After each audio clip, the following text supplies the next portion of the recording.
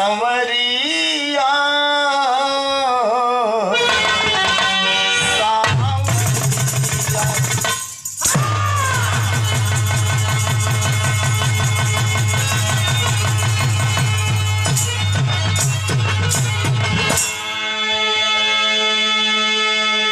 भूमिका में भाव दिया गया है। सत्य की साधना से मिलल सिद्धियां, सत्य की साधना से मिलल सिद्धियां, शक्ति से अनसुया जी बनवली सुवन, मांगिला मातु मांगन मुदित मन से तू, मंगलम होई दामन खिली जगु सुमन, चंद्रमा ब्रह्मा दाता त्रय विष्णु हुए, शंभु दुर्वासा मां के उदर में रहे, अत्रि की जस पताका गगन में उड़ी, लोकप्रियता से सबकी नजर में रहे।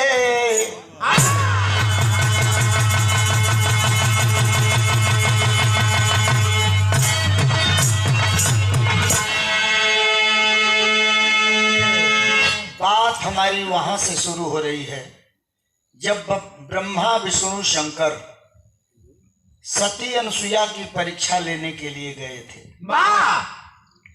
नंगी होकर भोजन करा दो। सती अपने पति का चरण धोकर चरणोदक जब तीनों योगियों पर मारती है तो ब्रह्मा विष्णु शंकर बालक बन जाते हैं। भोजन बना करके बड़े प्रेम से नंगा तन में उन तीनों को भोजन कराती हैं। संक्षिप्त में ही जान लें कि नारद जी के बताने पर ब्रह्मा विष्णु शंकर तीनों की पत्नियां आती हैं मृत्युलोक में सती अनसुया के पास, सारा भेद बताती हैं। मां अनसुया पुनः पति का चरणोदक लेकर के जब तीनों पर छींटा मारती है तो बालक से असली रूप में आ गए।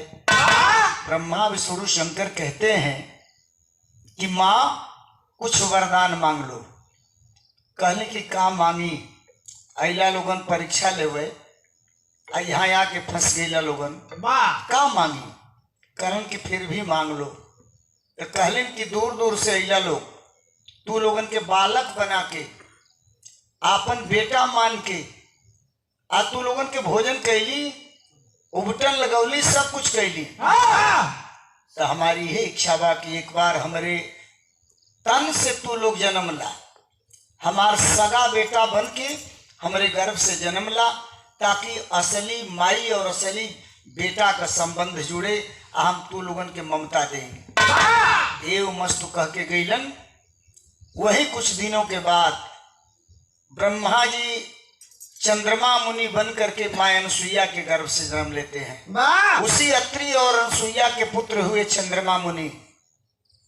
चंद्रमा मुनि से हुए बुद्ध मुनि, बुद्ध मुनि से हुए पुरुरवा, पुरुरवा से हुए ययाति, ययाति से हुए यदु, जे के ठेठ में कह जाला जद्दू।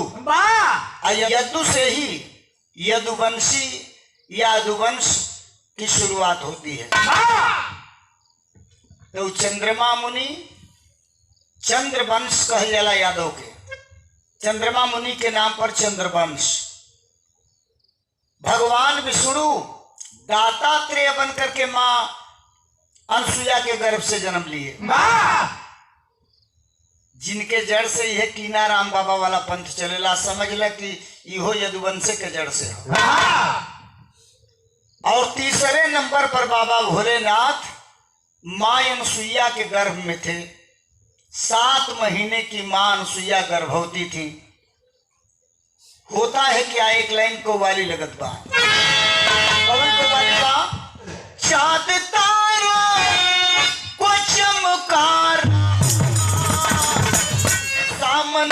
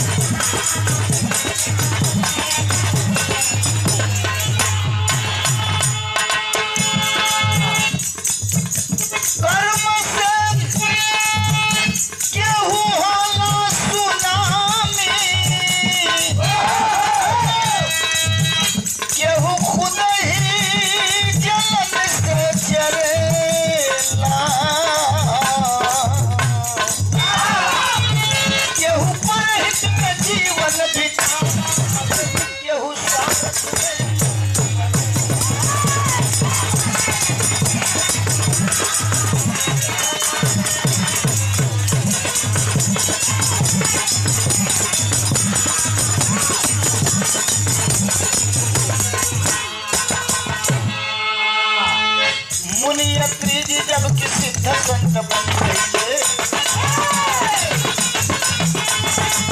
सहस्त्र बाहु नाम भूप के जलन भइले। चलन के भाव में एक दिन आश्रम पर डोले, करे अपमान पद जुबानी अपने।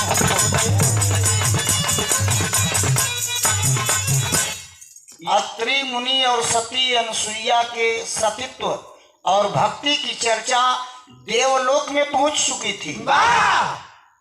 जलन होखे लगल तीनों जनी के, ब्रह्मा जी का औरत, शिव जी का औरत, विष्णु जी का औरत।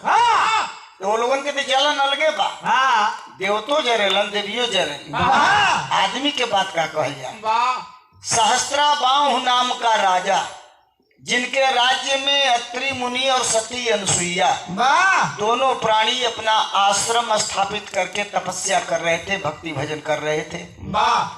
जलन होके लगल वो राजा के, सहस्त्राबाहु के कि हई देखा हमरे राज्य में रहत हुवन दोनों, हमरों से ज्यादा, हमहू से ज्यादा, ये दोनों का नाम बाकी देवलोक में चर्चा हुए लगा। एक दिन द्वेष की भावना लेकर के वह राजा सहस्त्राबाहु पहुंचा है।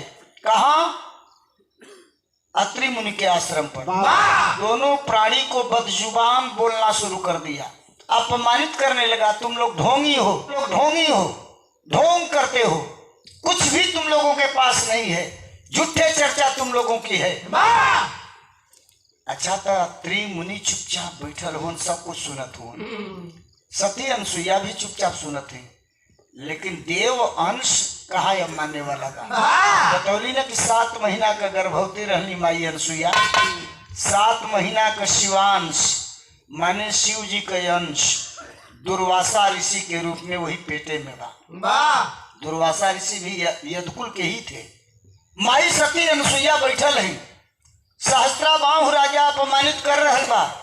उस 7 महीना का शिव जी का अंश दुर्वासा के रूप में जौन माई अनसुईया के गर्भ में बना, ई बौखलाए लगलन। कैलन है का लल सतवासा दुर्वासा उधर से कूद गई, उधर से बाहर याद सुन के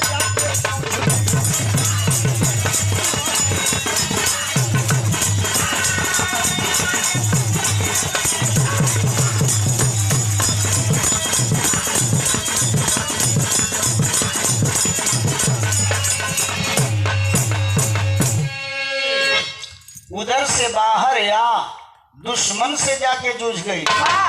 माँ के गर्भ से शिवांश दुर्वासा निकला। वह बालक ललकार दिया कि मेरे माता पिता को अपमानित करने वाला दुष्ट, मैं तुम्हें जिंदा नहीं छोड़ूंगा। अचानक ये दृश्य देख के दहशत में हो गई वो राजा सहस्त्राबाहु। भाग चलल की जान बचावा। आगे आगे सहस्त्राबाहु भागत बा जान बचावे बदे। पीछे से खेदले हुन सतवासा दुर्वासा। आ जब देखलन ये हालत अत्रि मुनि तो आवाज देहलन। काय आवाज देहलन? एक लाइन गीत लगता तनी बढ़ला। आई हो अपने जमाने का पुरानी गीत हो, कब्बो गौला पर पुरान ना समझ में आवत।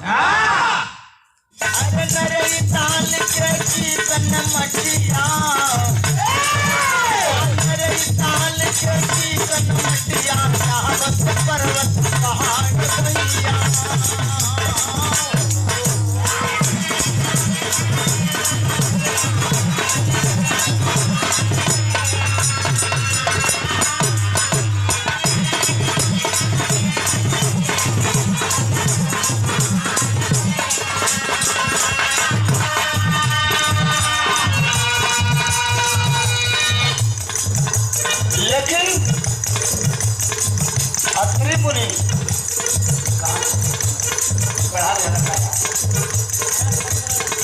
अत्रि मुनि का तुमन अपने बेटवा शिवांश दुर्वासा से का कहलन? अरे क्षमा पड़ल के शोभा बबुआ, क्षमा पड़ल के शोभा बबुआ, छोटन के बात बेटा।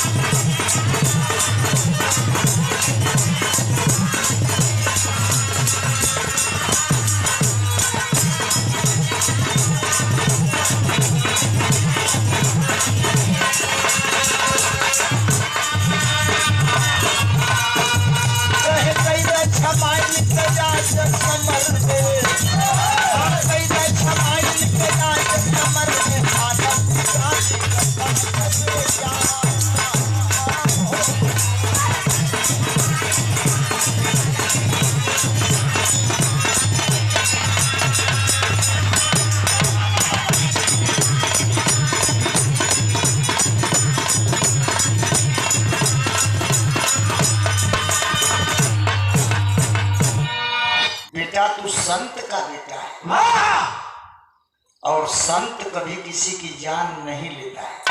और तू उसे जान से मारने चला, हत्यारा बनेगा। छोड़ दे उसका काम उसके लिए, तुम्हारा काम तुम्हारे लिए।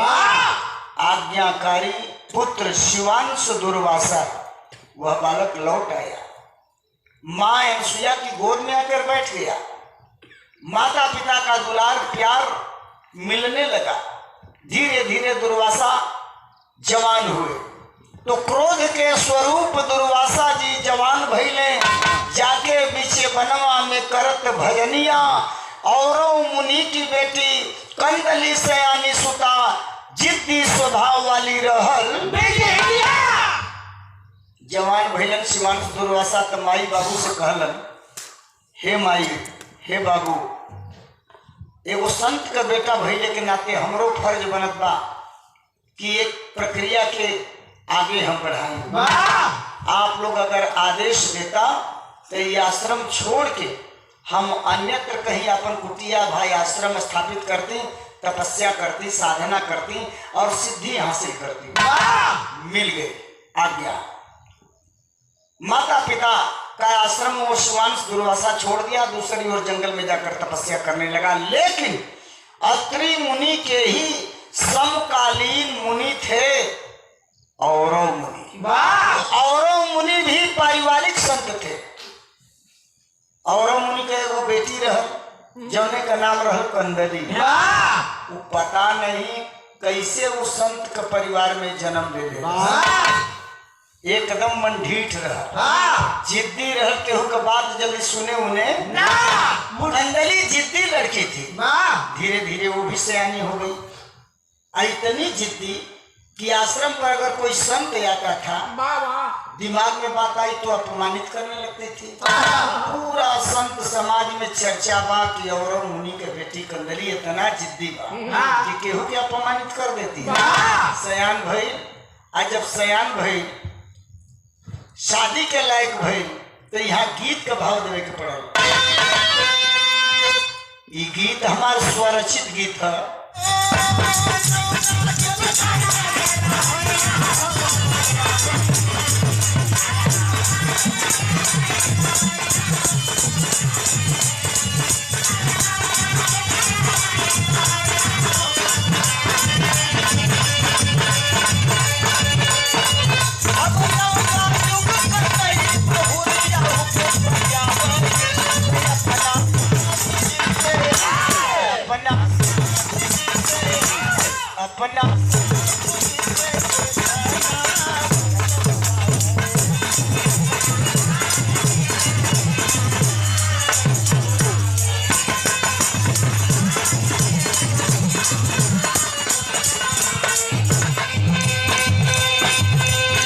गाने में भाव दिया गया है, कहना है क्या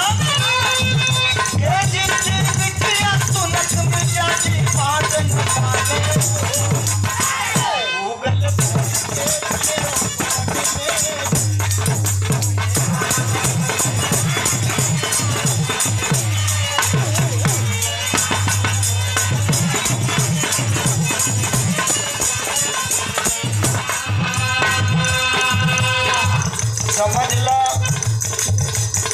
केरा के बगान में एक बैर अगर उग जाई, हवा का झकोरा से बैर का डाढ़ जेहर जेहर झकोरा मारी, ओहर ओहर कर केरा का पतई फाड़ के छिन्न भिन्न कर दे। वह हाल बा केरा का बगान रूपी और मुनि आ बैर रूपी वो खानदान में पैदा हो गई लड़की। और मुनि अपनी बेटी की शादी के लिए चक्कर लगाने लगे। हर ऋषि मुनि के आश्रम पर जाते हैं, लेकिन होता है क्या, चर्चित बनाम बेटी कंदली बापा जी, भोला विवाह बने केहू नहीं राजी। जहाँ जाए सब इनकार कर दो। तुम्हारी बेटी का तो चर्चा बा के अपना बेटा का बियाह तुम्हारी बेटी से करी। अरे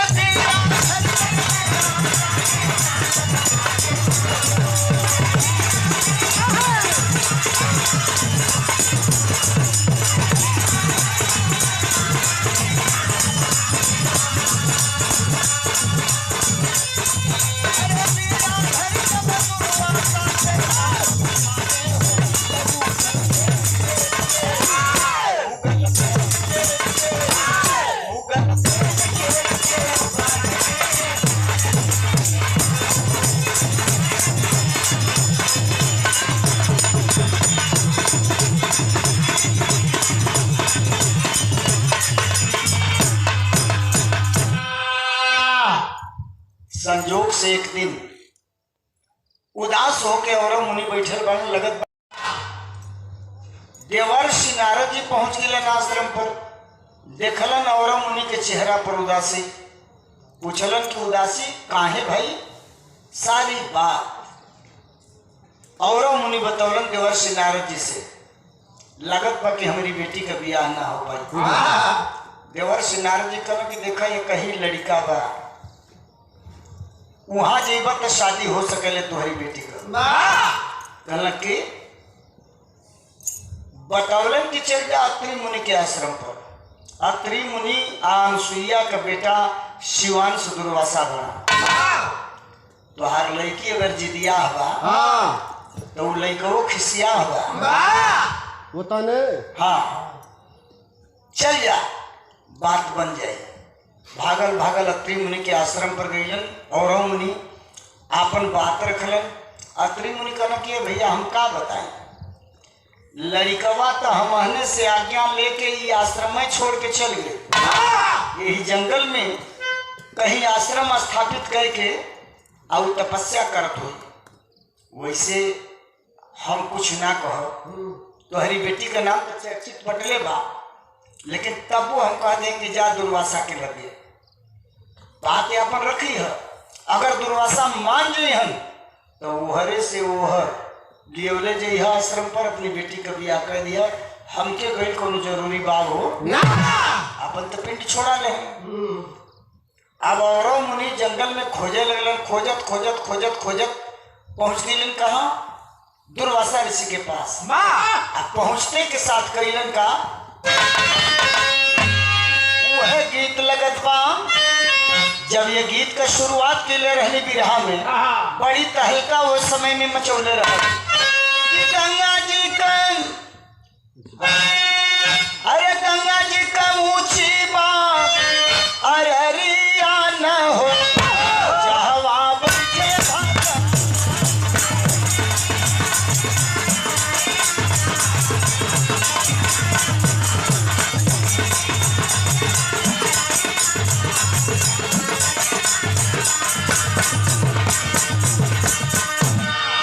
औरों मुनि जाके दुर्वासा के लगे कैलन हका, अरे औरो सुनावे जाय रजिया न हो बेटा।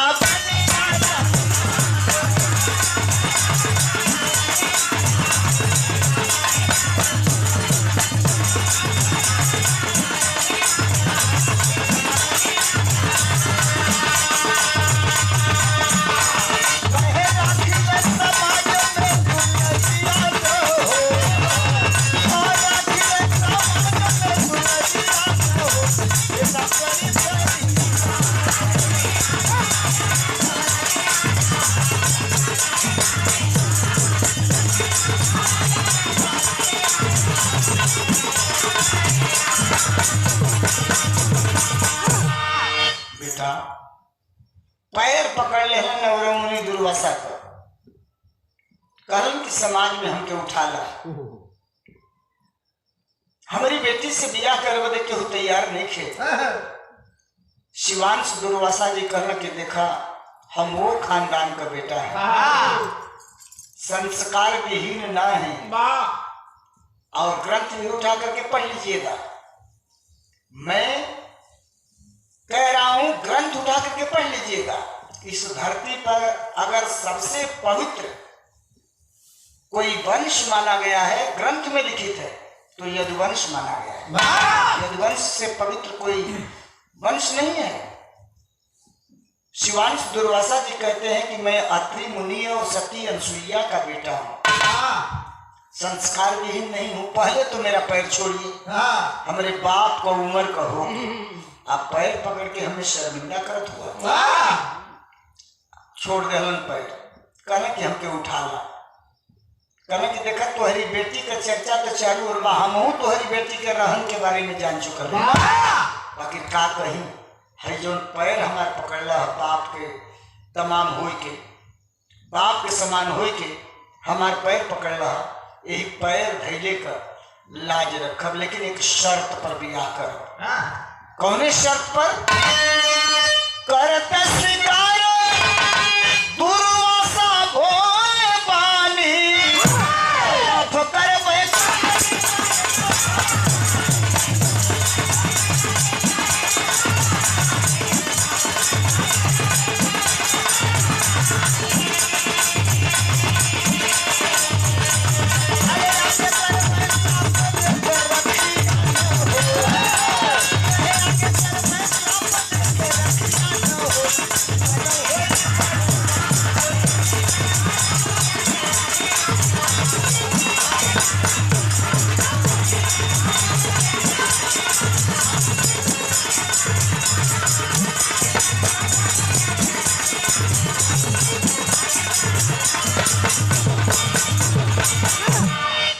आदरणीय आप महानुभाव, तुम्हारी बेटी का 100 गलती माफ कर।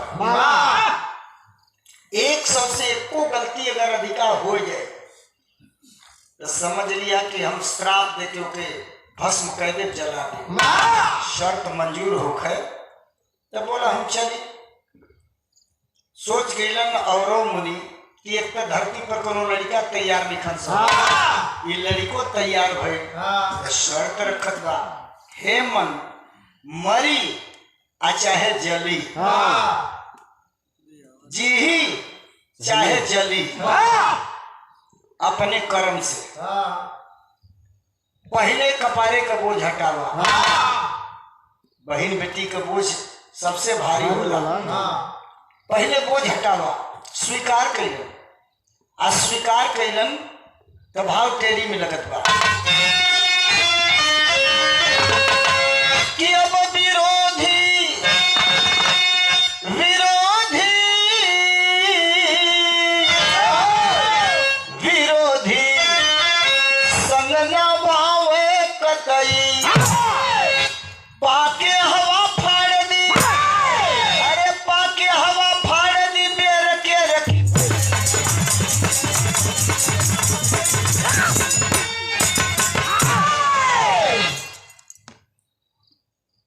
दुर्वासा ऋषि चल रहे गैलन और मुनि के आश्रम पर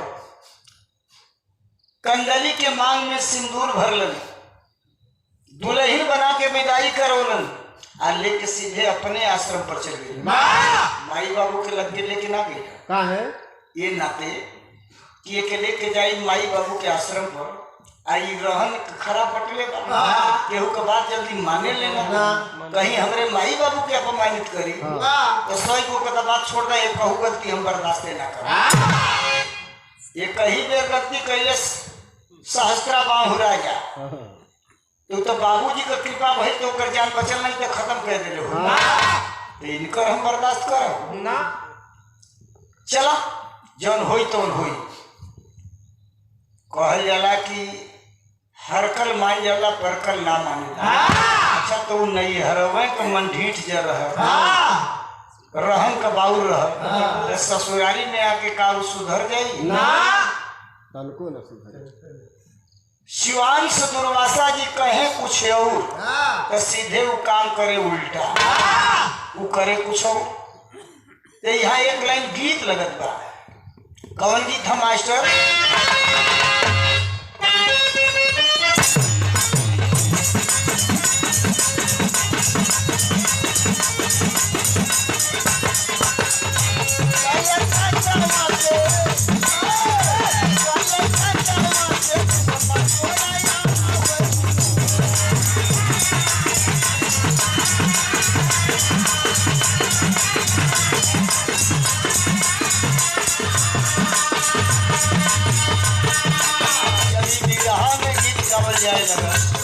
कलाकार लोग कहे कि बिल्कुल नया नया ना इनहू से पहले शारदा सिन्हा जी यही लय का गीत बोले रही सुपर हिट गीत भोजपुरी का बोले रही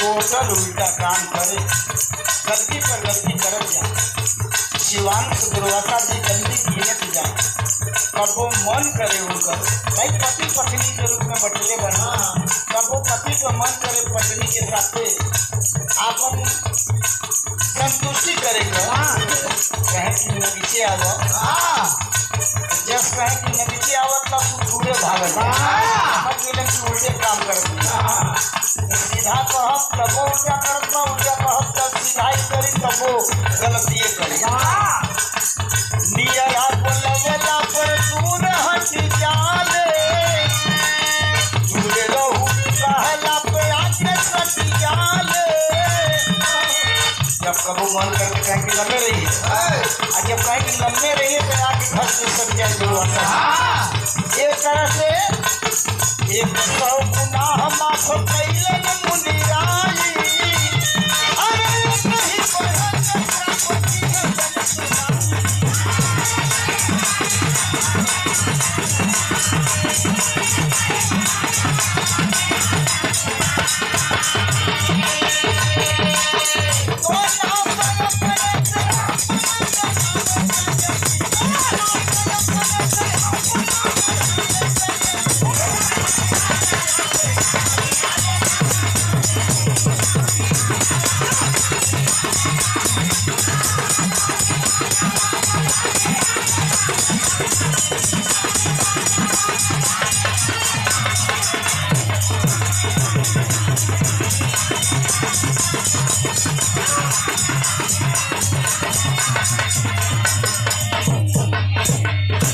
क्षेत्र 500 गलती तो क्षम में रह क्षमा कर दे वाह एक गलती बढ़ल श्राप दे दे वही आश्रम में वही कुटिया में कंदली जल के राख हो गई दुर्वासा ऐसे बैठल हुआ राख है आश्रम में बात सोचत हुआ कि भाई जान के जहर हम खैली जानत तो रहबे कैली सब कुछ जान के केवल गोड़ धैले का मर्यादा रखली भला रहल तब वो आ बुरा रहल ई रहते अपन पत्नी साला क्रोध बड़ा बाउर चीज बा अगर क्रोध ना आई तो हमें के काहे जलती फिर सोचे लगा कि राख बा यही आश्रम में हमहू रह यही आश्रम में तपस्या भी हमार विचलित हो सके राख देख के तेरे बारे में सोच सोच के तो हे मन जोन भइल तो भइल छोड़ा राख के यही आश्रम में चलो दूसरी ओर चली तपस्या कर उसी आश्रम में राख दुल्हन की राख छोड़ करके और शिवांश दुर्वासा जी दूसरी ओर चल दिए दिमाग में बात आई कि क्रोध न आवे हम नम्रता के शासक बन जाएं नम्रता मेरे दिल में आ जाए तपस्या करो किसकी तपस्या करो तो धर्मराज की नम्रता के देवता हैं धर्मराज धर्मराज की तपस्या करो और तपस्या करके नम्रता हासिल करो दूसरी ओर बढ़ गिलन शिवांशु दुर्वासा जी तो गीत बदलत बा ए पीरा काशी बता दे कितना दूर पैरन में छाले पड़ी गयो बाबा अरे बाबा धर्मा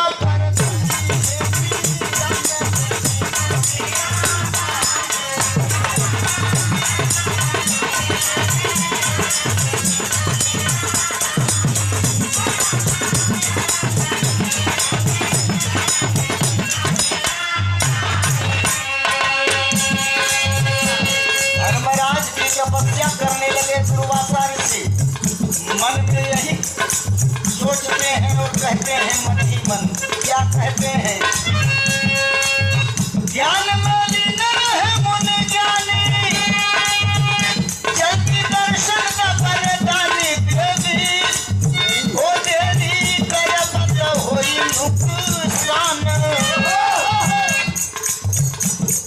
ये धर्मराज जल्दी आवा हमके नम्रता का वरदान दे देरी करबा तो तोहर नुकसानो करेगा आई तनी देख मांगे के बाद नम्रता आज जैसे नम्रता लेवे के बाद वही के धमकावत हो धर्मराज जी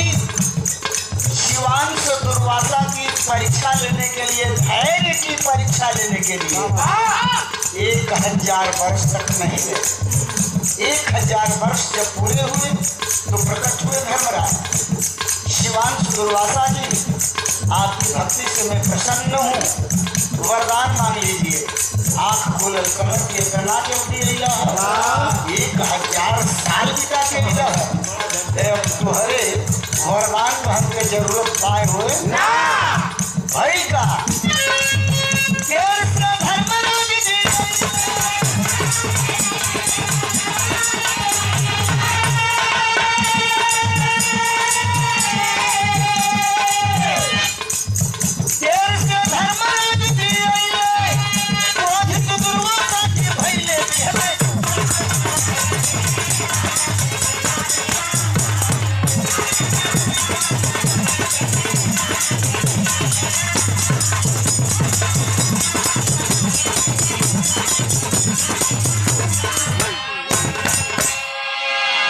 ला तोहार वरदान अब हमके ना चाहत बा, ये हमारी ओर से प्रसाद ले ले।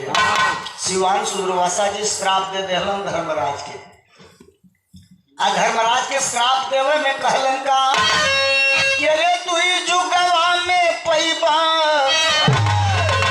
अब तुई जुगवा में पैबा, दुई दुई बदनिया तरला से टरी है ना हमारी बचनिया। धर्मराज ये सतयुग है, 2 युग में 2 रूप में तुम्हें आना पड़ेगा, एक ही समय में, काल का अंतर नहीं होगा। सतयुग में भी 2 रूप में तुमको आना पड़ेगा और 1 युग का अंतराल देकर, यानी सतयुग के बाद त्रेता, त्रेता बीत जाने के बाद अंतराल, 1 युग का अंतराल देकर द्वापर में भी तुम्हें 2 रूप में एक ही समय में आना पड़ेगा। लेकिन 2 रूपों में अंतर क्या होगा? एक तन सुख भोगी दुख एक तनवा, दर दर के ठोकर खैबा छोड़ के वतनवा, झेलबा दुसह दुख कोई परेशानिया, डरला से डरी है ना हमारी बचनिया। एक शरीर से तुम्हें सुख मिले और दूसरे के शरीर से तुम्हें दुख मिले। जौने समय संकट के घड़ी आई तो हर गद्दी तो से छीन जाए, छूट जाए, तो हर राज्य तो से छूट जाए, दर दर का ठोकर खैबा। धर्मराज के चेहरा पर मुस्कान बा, कहलन कि आपको श्रापो हमके सहर्ष स्वीकार बा। धर्मराज जी अंतर ध्यान मिलन आ दुर्वासा जी श्राप दे के फिर वहां से अपन स्थान बदल दे भई का।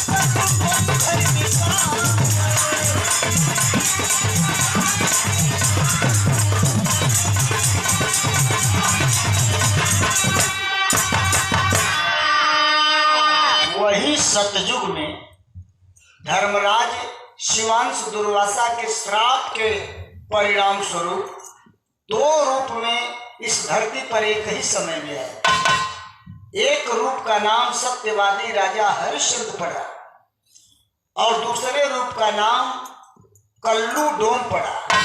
कहने के लिए डोम, लेकिन ये भी धर्मराज का रूप, वो भी धर्मराज का रूप। यही है कल्प भेद की कहानी। धर्मराज बिके तो धर्मराज के ही हाथ बिके, धर्मराज के ही घर बिके।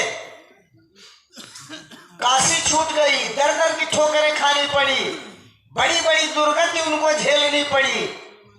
ये तो सत्ययुग की बात रही, लेकिन एक युग का अंतराल लेकर फिर उन्हें 2 रूप में आना था, यानी त्रेता के बाद द्वापर में आना था। होता है कि अल्लाह बदल दा। काशी में गईले कल्लू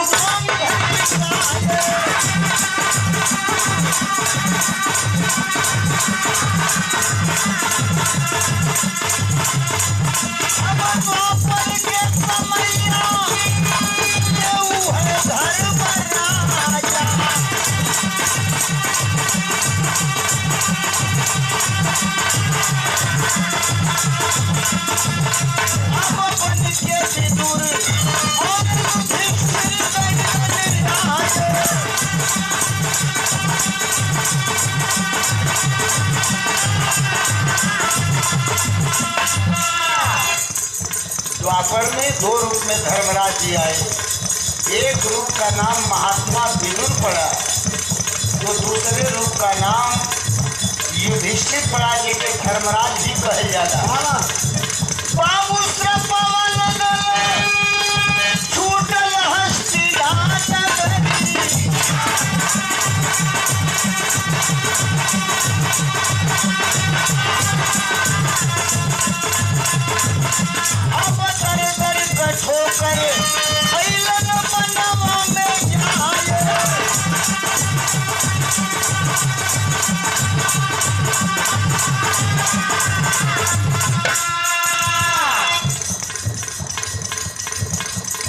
दर की ठोकरें खानी पड़ी। एक महात्मा विदुर का रूप शांति और सुख पूर्वक पिता, दूसरा रूप युधिष्ठिर का, जिन्हें धर्मराज भी कहा गया।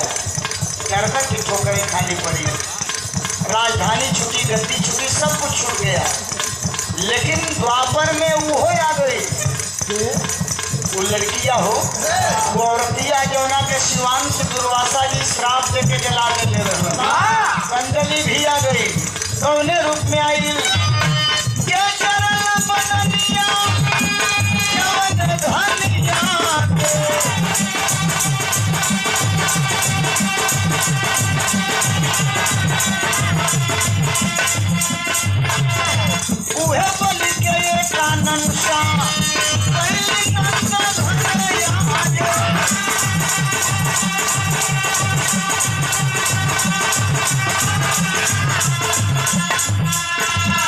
द्वापर में जन्म लेती है कंदली।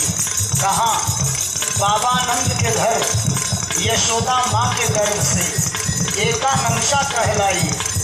लेकिन यह विष्णु और राम रूप पवन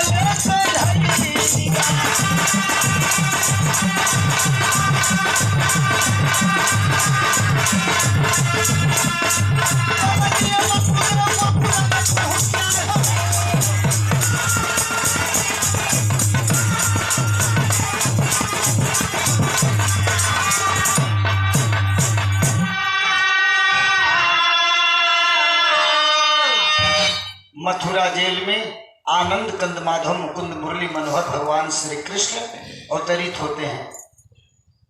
वसुदेव जी वासुदेव को लेकर के गोकुल में पहुंच गए। वसुदेव माने कृष्ण के पिता, वासुदेव माने साक्षात परम ब्रह्म भगवान श्री कृष्ण। गोकुल में पहुंचे, माँ यशोदा के यहाँ आनंद कंद मुरली मनोहर भगवान कृष्ण को रख देते हैं बाबा नंद के घर में। और वहां जो कन्या जन्म ली थी, कंदली, जो एकानंसा बन करके जन्म ली थी, उसी एकानंसा कन्या को उठा करके जेल में लाते हैं। वाह कंस को खबर मिली, कंस जाता है जेल में, बहन देवकी की गोद से उस कन्या को छीन लेता है, कानंसा को पत्थर पर पटकना चाहता है, तब तक से हाथ से छूट गई वो कन्या। आकाश में उड़ती हुई जा रही थी, आवाज दे रही थी कि अरे नीच कंस, मुझे मारने से कोई फायदा नहीं, तुझे मारने वाला तो गोकुल में पहुंच चुका है। आवाज देती है, आकाश में उड़ती जा रही है और आवाज देती जा रही है। क्या आवाज दे रही है कि अब कंस हाथ से छूटल, हाँ कंस हाथ से छूटल, उड़ी गगनवा गई पापी, अरे पापी काल तुहर नंद के भवनवा।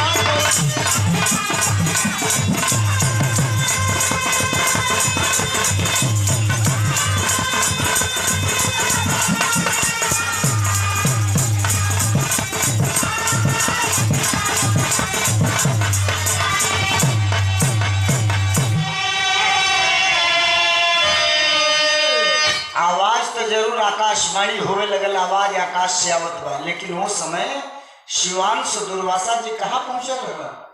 यह विंध्याचल की पहाड़ी पर ध्यान में लीन हुआ। ऊपर से आवाज आई लो एकांशा कन्या का, ध्यान टूट गई, आंख खुल गई, ऊपर नजर घुमौलन, तब भइल का टूटल ध्यान दुर्वासा जी के, गईले तब पहचान हो, कहे जवना रूप पर ध्यान लगाई, तू होकर बचौलू जान हो, बनबू तू पूजमान, श्राप वरदनवा भइल। यह कर्म, बुरे कर्म का बुरा नतीजा मिला, अब नेक कर्म का परिणाम मिलने जा रहा है। ऊपर नजर कैलन, आवा कर रह गईलन दुर्वासा जी, अरे छोटी सी बच्ची है, लेकिन इसका स्वरूप, इसका रूप बिल्कुल कंदली की तरह है। कहीं ऐसा तो नहीं कि कंदली रूप बदल करके आई है मेरी तपस्या भंग करने के लिए? फिर ध्यान में डूबते हैं, ध्यान लगाते हैं, तब असलियत का पता चला कि नहीं, जिस प्रभु को मैं रात दिन भजता हूं वो मथुरा जेल में अवतरित होकर के गोकुल पहुंच चुके हैं, और वही मेरे मालिक की जीवन रक्षिका बन करके ये कंदली आई है। कल की जाए ये कंदली पूर्व जन्म में खाली गलती पर गलती करी, गलती के सजाए तो के मिल गई कि श्राप दे के जलावे के पड़े, बाकी ये जन्म में इतना बढ़िया काम कर कि दुनिया का मालिक शरीर धारण करके धरती पर अलन और मालिक का रक्षिका बन के आ गई, हमरे मालिक का तू रक्षा करू, तो जाए आज के बाद से तू दुई रूप में ये धरती पर पूजे देगू। एक रूप का पूजा हर जाति के लोग करिहन, बाकी एक रूप का पूजा जौने यदुवंश कुल में तू जन्म ले ले हो, यह यदुवंश कुल के लोग करिहन, यादव बिरादरी के लोग करिहन। भइल का वह कंदली एकांशा अष्टभुजा कहलाई हो। अष्टभुजा भवानी मिर्जापुर में हर बिरादरी के लोग उनकी पूजा करते हैं, लेकिन दूसरा रूप यदुवंशी कुल में जिसे पूजा जाता है वह रूप क्या है? वह कंदली एकांशा अष्टभुजा कहलाई हो, और बन शक्ति बन पूजा खाली, जेकर भैया कुंवर कन्हाई हो।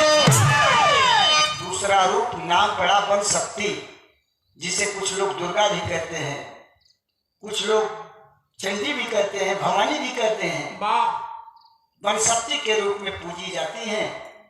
कराह वगैरह, यह कराह बोले जाला हमारे काशीदास बाबा का पूजा का कराह जो देने लोगों पंथी लोग, पुजारी लोग, वो केकर पूजा करे मंडप में भगवान कृष्ण का और उनकी बहन वो है बल शक्ति का, भाई बहन से खून का रिश्ता ना रहा। ये नाते खून का रिश्ता ना रहा कि जवना माई यशोदा के गर्भ से एकानंसा जन्म ले रहल, कंदली एकानंसा बन के जन्म ले रहल, वो गर्भ से भगवान कृष्ण जन्म ना ले रहल, लेकिन वो माई का दूध पियलन भगवान कृष्ण। यही से ग्रंथ में प्रमाण मिलेला कि भगवान कृष्ण आय अष्टभुजा भवानी ये भाई बहन लोग तो मंडप में जब करा के समय पूजा होला, भाई बहन का पूजा होला।